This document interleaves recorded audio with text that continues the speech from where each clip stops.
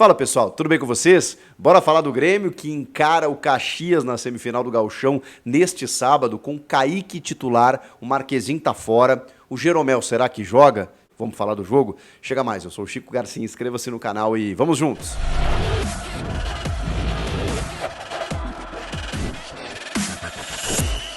Bora se inscrever no canal e chegar em 1 milhão de inscritos, a gente tá quase lá, faltam 30 mil, mais ou menos isso. Poxa, eu conto muito com você, tem conteúdos diários aqui e claro que a gente vai falar do meu Grêmio, né? Depois vai ter uma análise do jogo aqui no canal, com certeza, né? Desse primeiro jogo da semifinal, o Grêmio e o Inter enfrentando a dupla Caju, né? Caxias e Juventude, respectivamente. O Grêmio encara o Caxias, o Inter o Juventude e neste sábado é a vez do Grêmio. Nesse primeiro jogo, a semifinal em 2 jogos, a decisão na Arena do Grêmio, com data já definida, numa terça-feira, dia 26 de março. O Inter joga contra o Juventude no Beira-Rio na segunda-feira, no dia 25. E o Inter vai perder o Éner Valencia para a data FIFA. Esse jogo foi marcado do Campeonato Gaúcho em meio à data FIFA, ou pelo menos sem tempo hábil da logística para que esses jogadores retornem. O Éner Valencia com a seleção equatoriana e o Matias Villasanti com a seleção paraguaia, principal desfalque do Grêmio, né? Que não estará presente nesse jogo de volta do Caxias. Por isso que esse jogo de ida é importante. Eu sei que o Grêmio tem o Duqueiroz, tem outros jogadores ali, o Ronald, o menino, para fazer a função, mas a gente sabe que o Villasanti é um dos principais, se não hoje, talvez até o principal jogador desse elenco do Grêmio. Desde o ano passado, ano retrasado, desde a Série B, né? O Villasanti tem sido um cara fantástico, né? Claro que o ano passado tinha que o Soares, né? Vamos, né? Mas o Villasanti é impressionante, né? E vai ser um grande desfalque. Nesse sábado ele estará em campo, assim como Kaique. Durante a semana houve uma possível dúvida, porque o Marquezinho, Agustín Marquezinho, goleiro argentino, contratado para ser titular na Libertadores, e que andou oscilando, né? Ele ficou um tempo sem jogar, falhou no Grenal, naquele chute do Alário especialmente, fez algumas boas defesas também. Um jogador que, assim, viveu altos e baixos, inclusive dentro do próprio Clássico Grenal, e a gente sabe como um Clássico Grenal às vezes define uma trajetória, mas mais do que isso, mais do que uma certa instabilidade do Marquezinho, que chegou faz pouco tempo, que ainda está dentro de um processo de adaptação, a gente entende isso, tem a ascensão do Kaique, né?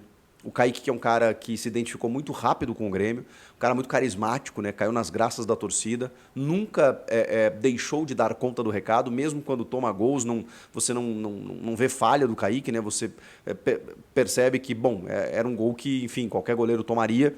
Ao mesmo tempo ele faz algumas defesas importantes e ele foi super importante na reta final quando o Renato tardiamente troca o Grando, que estava muito deficiente na posição, bota o Kaique nos 3 últimos jogos e ele fecha o gol. Ele é muito importante para que o Grêmio chegue ao vice-campeonato e à fase de grupos da Libertadores. A gente imaginou até uma sequência maior para o Kaique, mas também eu entendo a direção naquela pressão, né, de contratar um goleiro com estofo para a Libertadores. E aí veio o Marquezinho. Ele teve uma lesão e o Kaique aproveitou esses jogos aí. O Renato deu até rodagem para o Grando, enfim, porque senão daqui a pouco ele perde o cara dentro do grupo, né? Ele já virou o terceiro goleiro, de titular ano passado para terceiro goleiro, então ele deu uns minutos para o Grando. Mas o Kaique está digamos assim, a fase do Kaique está melhor, inclusive até do que a do Marquezinho. E aí o Marquezinho se recuperou da lesão durante a semana e havia a possibilidade dele retomar o gol. Poxa, injusto, né? Com o Kaique que estava segurando a bucha, que está segurando a bucha desde o ano passado e que está muito bem. Pois bem, o Marquezinho ficou fora da relação de atletas, ficou em Porto Alegre tratando e o Kaique foi confirmado no jogo. Mais do que isso, durante a semana, o meu amigo, meu irmão, João Batista Filho, deu a informação de quem acompanhou os treinamentos, que têm sido, na sua maioria, fechados, né, no CT Luiz Carvalho, lá pelo Renato, porque ele está numa briga com a imprensa lá, por conta de algumas críticas e tudo mais. Essa pessoa relatou ao JB, meu parceiro JB, que o Kaique estava levando vantagem não só pela fase, não só pelo momento, por estar bem fisicamente também, mas por um diferencial, pegador de pênaltis. E aí, quando você encara um confronto contra o Caxias, com jogos de ida e volta, em que você entende que há essa possibilidade, porque persistindo o mesmo resultado nos 2 jogos, a decisão vai para pênaltis. O Kaique ele tem um retrospecto melhor nas defesas de pênaltis. É um goleiro muito alto, né? Ele tem quase 2 metros de altura, muito esguio e é pegador de pênaltis realmente. Ele tem um número considerável. O Renato colocou isso na balança e pesou para o lado do Kaique. Então ele já tinha um indicativo de que ele seria titular. Acabou que o Marquezin, por uma questão física, ou até clínica, né, acabou ficando de fora da lista de relacionados. Mas tem outras dúvidas. Eu diria que tem uma maior aí, que é significativa. Pedro Jeromel. Jeromel tem 38 anos, está encerrando a carreira, renovou até apenas a metade deste ano, está se despedindo jogando, só que ele não joga fora da arena.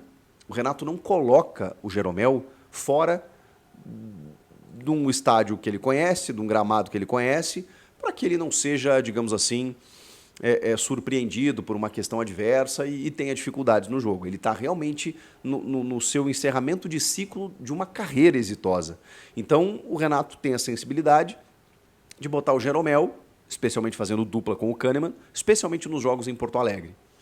A questão é a melhor dupla de zaga que o Grêmio pode ter.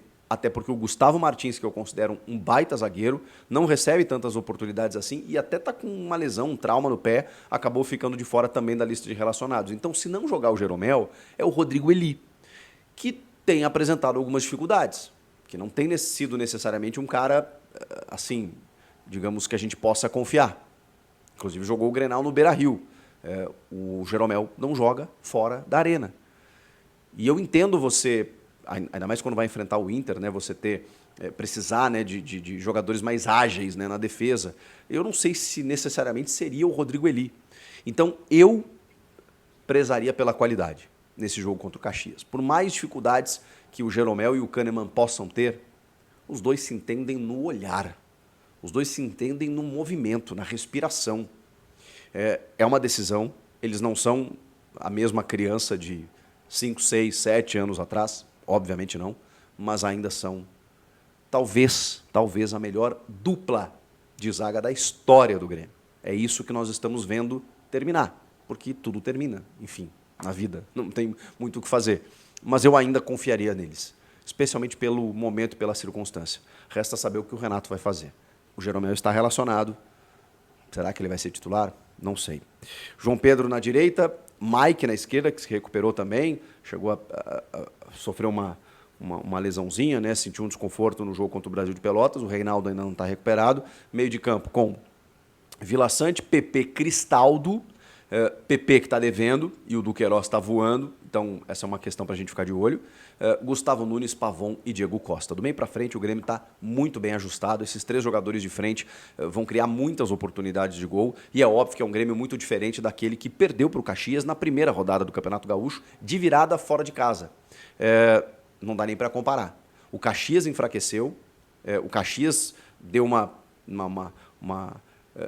queda no campeonato, contratou o Argel Fux, que conhece muito bem o Gauchão, que conhece muito bem o Grêmio e que vai, obviamente, fazer o jogo da vida para o Argel retomar uma condição até de protagonismo no futebol brasileiro. Ele que já treinou, inclusive, o Internacional. Foi o último campeão gaúcho pelo Inter em 2016. Então o Argel quer esse protagonismo também e quer eliminar o Grêmio, não tenham dúvidas. O Caxias é uma equipe interessante, mas o Grêmio tem todas as condições de passar. Não sei se vence esse primeiro jogo, mas eu acho que se voltar de lá com um empate, o Grêmio consegue, dentro dos seus domínios, confirmar o resultado. Obviamente que uma vitória é melhor, né? O que vocês estão achando do jogo? Eu estou muito confiante em Pavon, Diego Costa e Gustavo Nunes. Esses caras criam muitas oportunidades lá na frente. E eu ousaria dizer que o Grêmio consegue vencer o jogo. Mas é só um palpite, né? E claro que uma torcida. Comentem aqui, inscreva-se no canal, eu volto na próxima. Tchau!